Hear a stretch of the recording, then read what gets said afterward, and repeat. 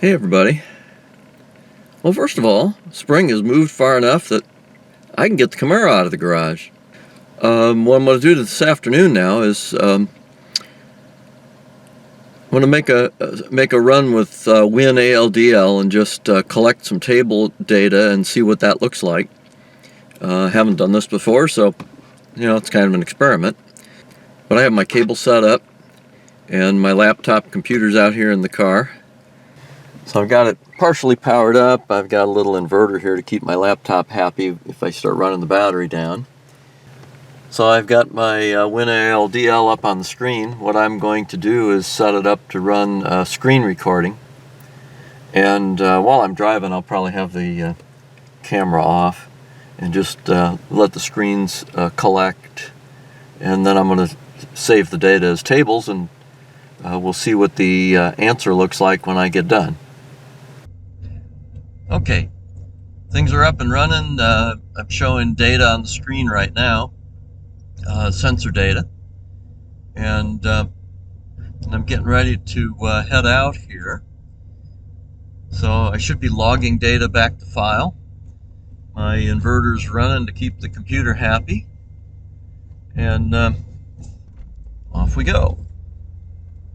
Instead of watching sensors as we get going here, I'm going to try to go through and just start with the O2 sensor table. And I'll remind you that in order to get data, I'm running this in what's called the 10K mode with a 10K resistor. So the idle's a little high and the spark tables are also a little higher. So let's see how this works. At this point, I'm not getting any. There's the block learn table, there's the INT, there's the O2.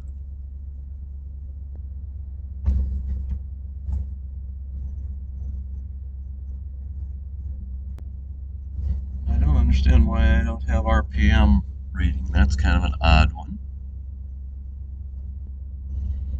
It seems as though my data's not updating here.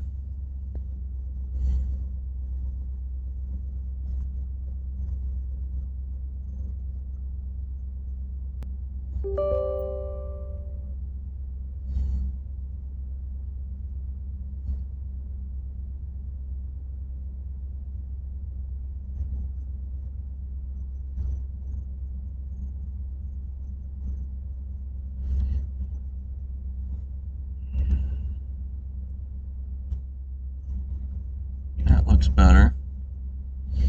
I'm actually getting decent signals now.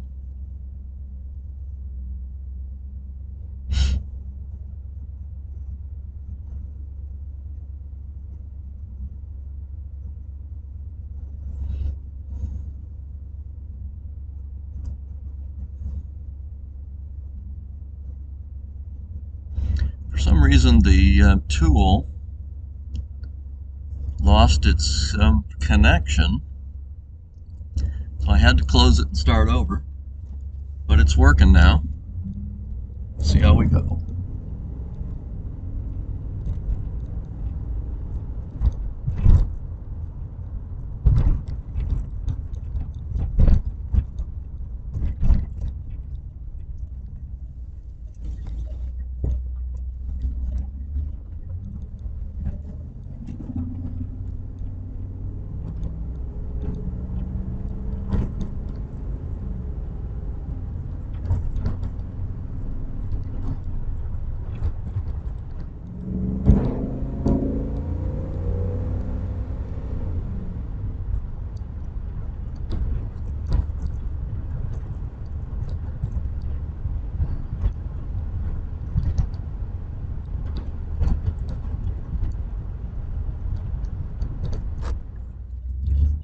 Start with manual low here.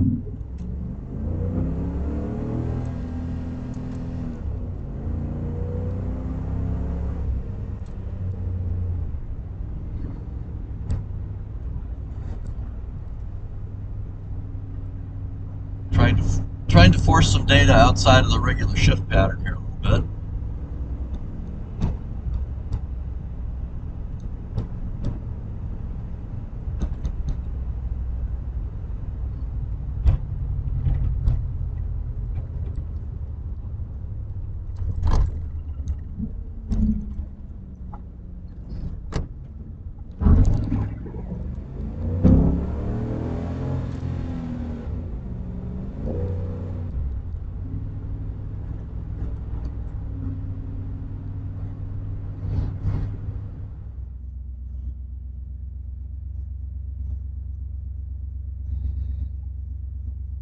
tables are starting to populate.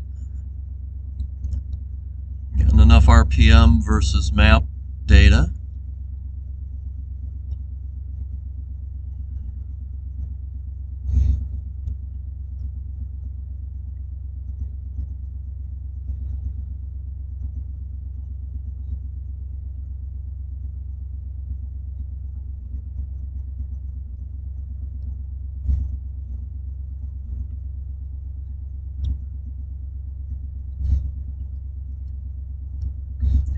Alright.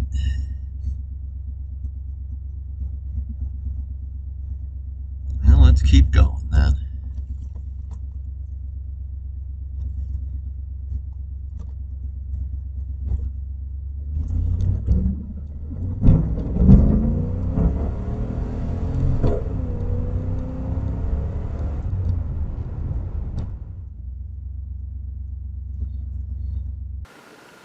Okay, well, there's I don't know, about 5, 6, 7 miles of driving. I'm going to go in and take a look at the tables and we'll see what those look like. Okay, I have the data from my WINALDL run, and so what I'm going to do now is show you what you get out of the tool. I ran about 800 seconds of data when I went out and ran. That's 600 to be 10 minutes, so it's a little longer than that. And took a set, had it save the data, and I've charted it some amount. So I'll show you what the tables are and what you get, and the pros and cons, I'll call it. So this is mixed in with a screen show. I'll show you the data live in Excel, because what you end up with is text files, .txt, and if you import them into a spreadsheet program like Excel, or you can use LibreOffice. I also have that on my computer, and it works too. It's just a little different than Excel, but it would get you the same thing. It's a lot less expensive than Excel. But anyway, I've had this data on my computer for some time now.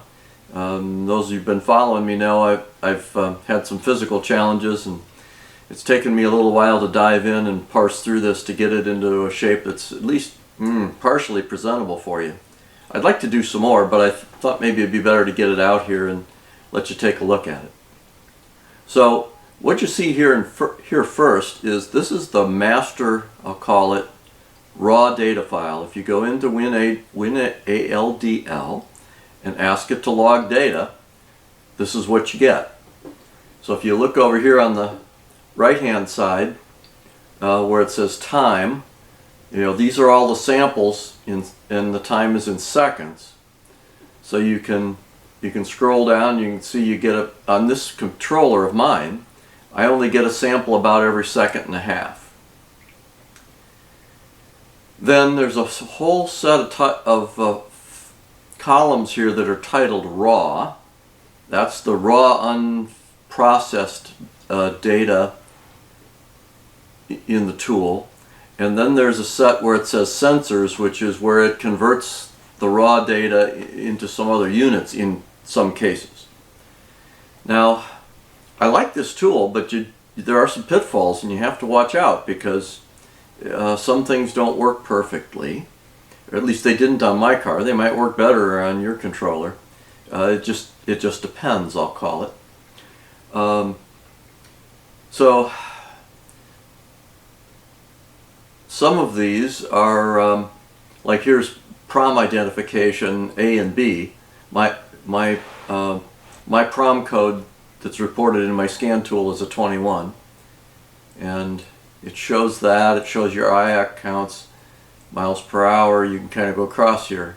Engine RPM, TPS, short-term INT, integrator, which is like short-term fuel trims, oxygen sensor. Then these are flags, malfunction flags, manifold temp. I'm going to just keep on going here. You go across. So this is the raw, and then you get the next block that's called sensor, which is the ones that are converted and have units adjusted. Like EGR in the raw wouldn't give you percent, but when you get over here it's converted to percentage. TPS likewise is converted to percentage from basic units.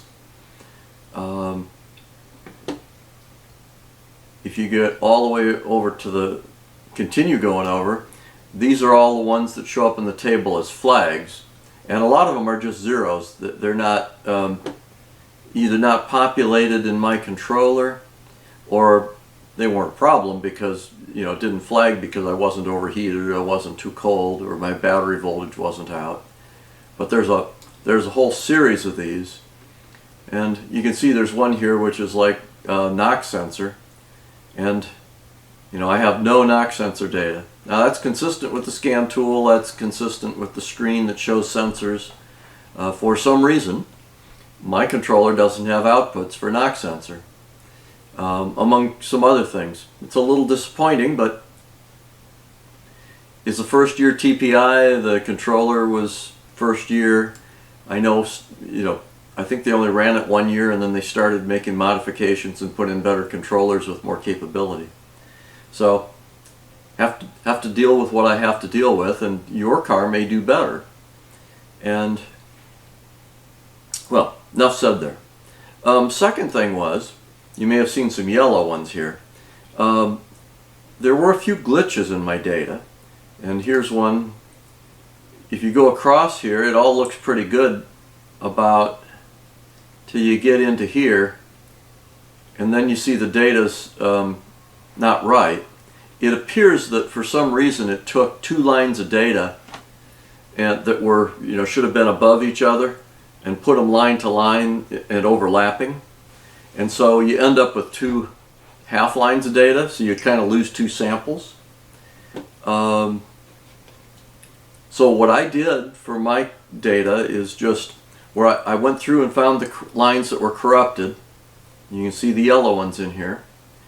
And where I found those yellow lines, I took those lines out and just omitted them from the data. It means there's a little hole in the data when you go out further. But I think for the sake of our discussion today, it really won't make a lot of difference. It's just something to watch for, because you know, you kind of expect you have a clean table of data. And this didn't happen importing it into Excel. I went back to the text tables, and you know, something happened probably in the controller output. I'm not going to blame the tool. It's probably in the way the controller was outputting that something overwrote, and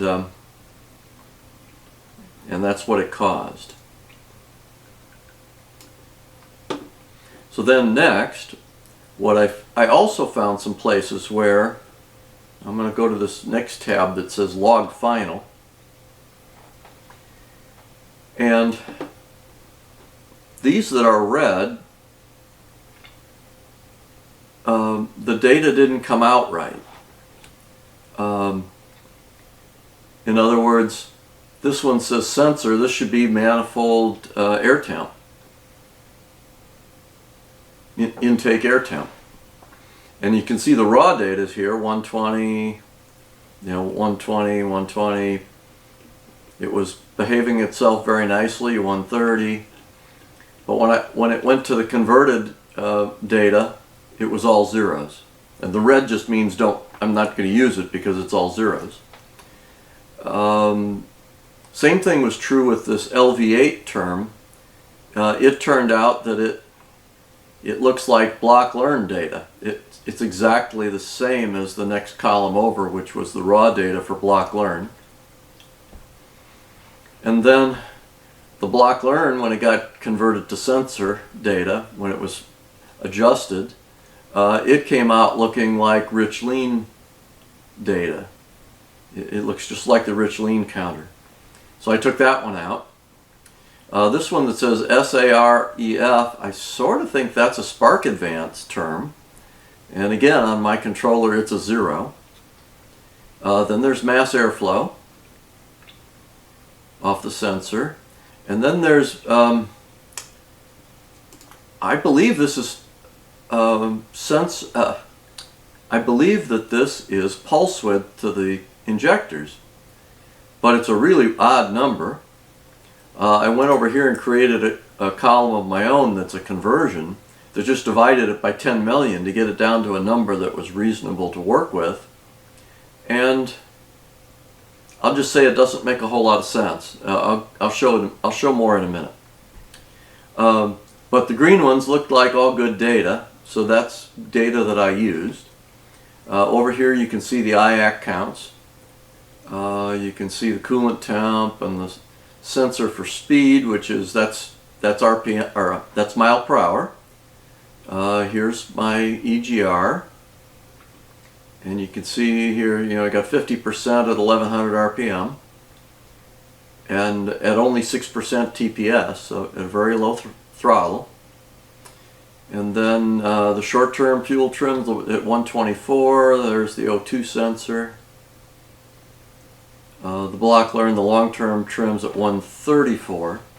And going into this, I'm going to make one other comment. My fuel trims, I worked on this car off and on for a number of things over the winter and recently, and I've had the ECM, the battery pulled, and it's been cleared. So all of these are, learns are all based on 10 or 15 or 20 minutes of running in the garage before I took it out on the road. So this is kind of like a raw, I'm going to call it a raw learn. We're kind of going from scratch. Over here are all those flags I mentioned, and you can see there's park neutral, and you can see here where it goes to 0 where I'm dropping it into drive. You can see I'm already in closed loop. You can see the rich lean flag. I did rearrange some of these to put, I'll say, the more important ones over here, just for the sake of doing a video for you. And you can see 10K mode. I've got that 10K resistor in, so my idle speed is bumped up. That's why you'll see right here it's 1025 instead of being its normal 500, 600, 650-ish. And I did start this having idled in the garage long enough to get the engine warmed up, so it's it's fully up to temp. But that's what the data looks like if you get it all converted and cleaned up. So this next one, I just went and took all the useful channels, and you can see them all down here. I took that whole block of channels and put them on a graph, and you can see that it's pretty doggone busy and you can't see much. This is where I was starting. It took me a little while to get sorted through. So the first thing I did was took it down to the first 200 seconds and took out a number of the things that weren't doing a lot of changing. And that looks a little bit better. But then I chose to go one more. So this takes it down to 100 seconds. And I redid the scaling. So this top line is the engine speed. And you can see 0 is here and it goes to minus 6,000. Obviously we're not going to do that with the engine speed. It just let me get the 0 halfway up the screen so I could get that signal up out of the way a little bit. So that's your engine speed. The yellow one is vehicle speed as we're going down the road. So here I'm taking off, hitting about 30 miles an hour and coming to almost stop and taking off and going again and running through for 100 seconds or a little over a minute and a half. This is the EGR. You can see it popping up here when I tip into the throttle. Here's the TPS, and you can see TPS looks like it disappears, and that's because I didn't let it go negative, and the 0 is off like a 1 or 2% or something, and so it goes negative for just a little bit. But then you can see when I tip back in and we come back up again. And then the green one is the mass airflow sensor, and then yeah, that does it. I don't have the one to show you, but when I tried to do the injector pulse width, it didn't line up with anything. So you hit here, you accelerate, you hit the throttle, the mass airflow goes up, the EGR comes in, the engine speed goes up, and that term that I had that appeared to be pulse width didn't line up. You'd go, okay, I've got airflow, I need to have fuel, and those numbers where as they went up and down didn't line up with the other factors that looked like they had power. And I don't understand that yet. Probably a little bit more digging I'll have to do in using the tool, but for now I'm going to disregard those. There was also a term back in the chart called LV8, which is a load signal, but the number is also a little bit odd. I don't know how to interpret it yet. I may need to look and dig in a little bit, because what it appears is that when LV8 goes up, that's the signal to bring in EGR, and the load term is somewhere based off of airflow and fuel and throttle. I don't know exactly what's in it, but it indicates an increase in engine load that if I understand correctly, double check me, but I believe that one will show up in the tables that drive EGR. So if I go to this next one, this is the next from 100 seconds to 200 seconds, and you can see in here I went and hammered the throttle pretty hard, got a pretty good acceleration. You can see where the airflow went, the EGR was up. Well, the EGR was high until the throttle got past a certain point, and then when you go toward wide open throttle, the EGR will back off, and then as I backed off on the throttle, the EGR came back in again. So you can see a couple of peaks here. Part of this is, I'm doing heavy throttle and backing off, and then I'm getting back in it. And you can also see that, as engine speed changes, engine and throttle, then airflow changes. So this gets you to 200 seconds. And then here's the final one. I only went out to 300, but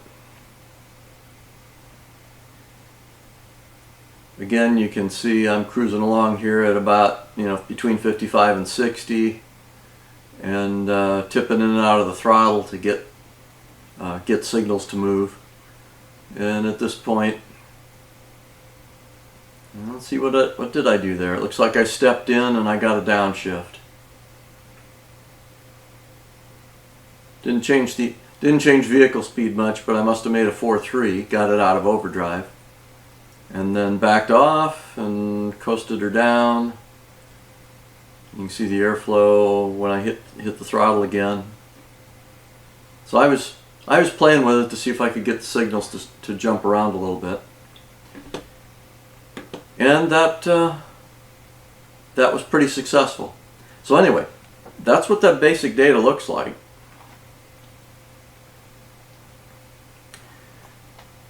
Now then, the tool gives you a second set of tables, and this one says BLM, so it's the block learn data, and it's very difficult to pick up. You may have seen in my earlier videos, there's a narrow and a wide, and I have not adjusted those. Right now I'm using the default settings for narrow and wide that came with WINALDL. Typically when things are set narrow, I don't get a lot of data. And so what I probably need to do is move those out a little bit, but not as far as what wide would be. And I'd get a little bit better look at what's going on.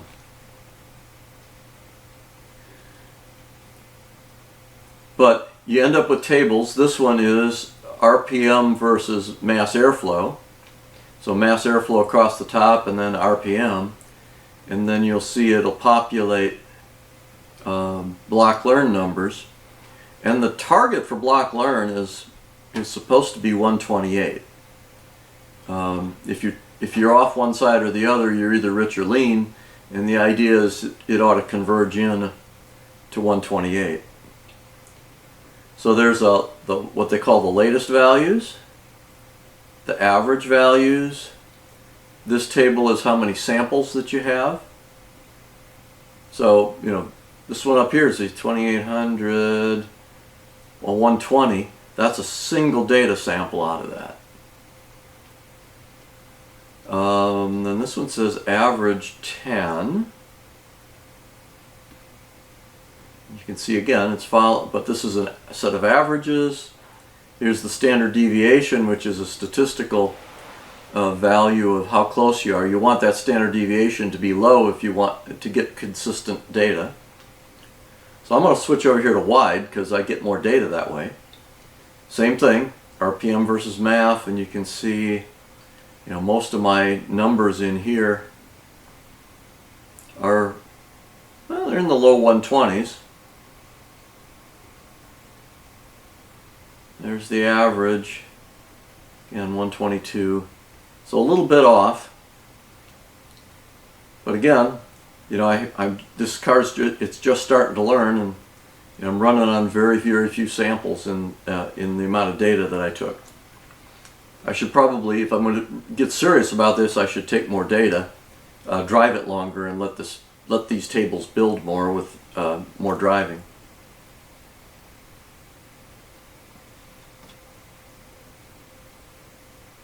Now here the standard deviations like up, you know, up around 1 to 2. That's fairly wide. So it would suggest that that one needs more correction.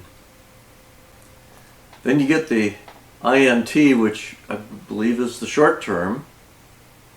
And I'm going to skip the narrow is all zeros. And here are the latest values shown crossways here.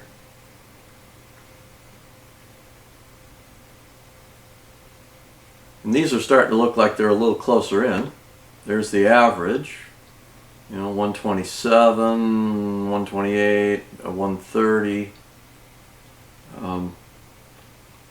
Starting to look better there. Still only have a handful of samples. Here's my averages. See, 140 is about as far out there. And one of the other tricks here is, you know, I'm jumping on the throttle here and taking it out of closed loop. So some of these numbers are going to be, will probably be off a little just because, you know, like I say, I'm forcing it out of closed loop by jazzing the throttle. And down here at the lower ends, lighter throttles, it's starting to, you know, 128, 129, 131. I'm not too far off there. I'll have to understand what this standard deviation 10 is, if that's multiplied by 10, because again, looking at some of these numbers, you know, if I'm running at 128 here, and I come down here at 2000,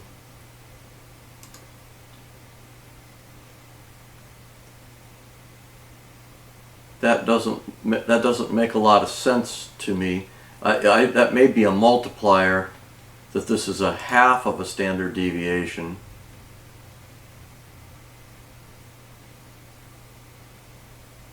More for me to learn.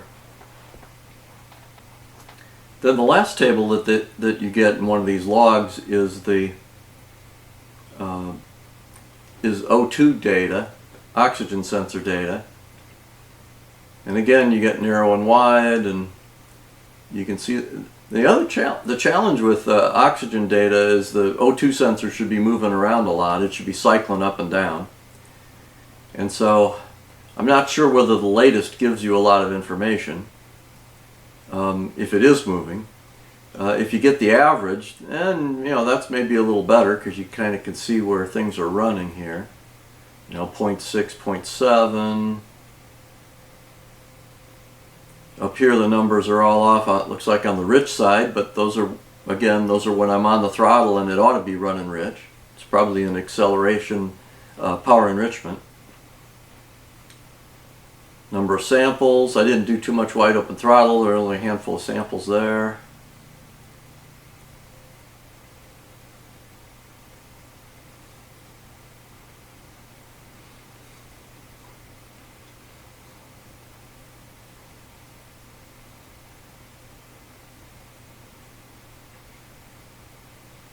And come down here and there's the standard deviation. See, these are really small. So I'll have to dig a little bit more into the instructions for the WINALDL and understand how to better interpret these tables. But this is what you get out. This is what's available to you. You know, to me, the main thing is that you get these, that you get the main data table, and you can see what's going on. You can go out on the road and you can do recordings. Granted, on this car, you know, my data is every second and a half, so sometimes it's a little bit coarse. But my scan tool collects data, but it only collects like about 60 samples or so, and then it's done. It's real short term. This would let you go out and run, I don't know, I don't want to say indefinitely, but a considerable length of time, and collect data and then let you graph it if you want to take the time to graph it, or you can scroll through the table and get what you want. As I said a few moments ago, you get your fuel adjustment tables, and you can find out, you know, whether your system is running close to nominal where it belongs, or whether it needs some call it adjustments of its own. So that's that's a first round look at what WINALDL will get for you off of my IROC Camaro. That's all for now.